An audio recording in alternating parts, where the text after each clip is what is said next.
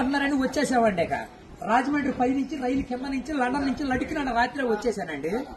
నేను వస్తా దొరగారు మీ కోరికని గుమ్మడికాయ అంత బంగారాన్ని తీసుకొస్తుంటే కుక్క ముట్టుకోకుండా కుక్క తోక ముట్టుకుంది విజయవాడ బస్ స్టాండ్.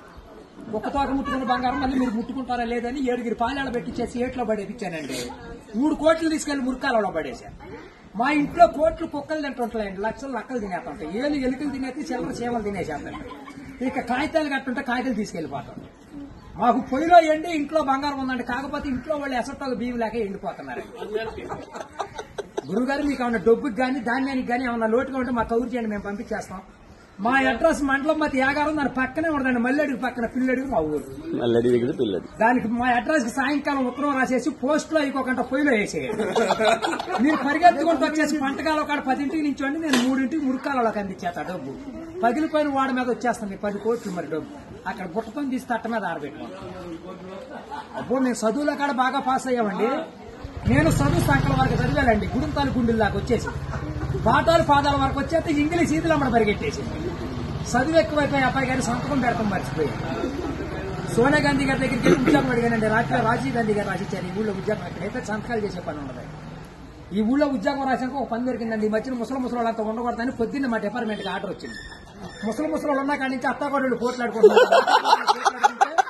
అత్తలు అడుగులో పడిపోతుంది, కోళ్ళు వచ్చి గొంతులో పడిపోతుంది, మంచం ఎక్కేస్తుంటే అన్ని అటుకు మీద కూర్చోండి. అందుకని ముసలి అందరిని తీసుకెళ్లి మెగాస్టార్ చిరంజీవి గారి దగ్గర చేర్పిస్తున్నాం.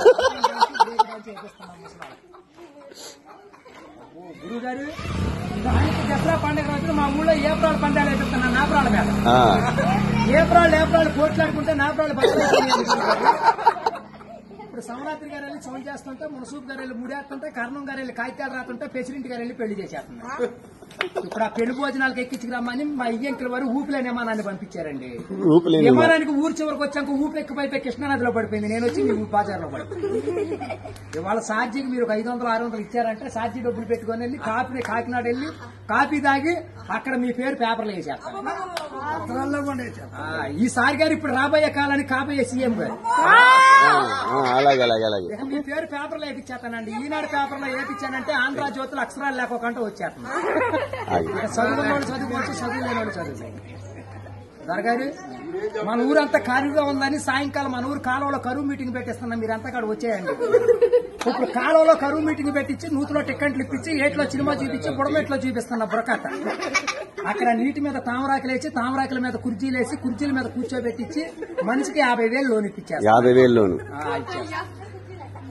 దొరగారు ఇప్పుడు మాకు 7 అంతస్తుల మేడ, 25 పాడిగేదలు, 10 మంది పాలేళ్లు, 7 దున్నపోతలు ఉంటాయండి మా ఇంట్లో.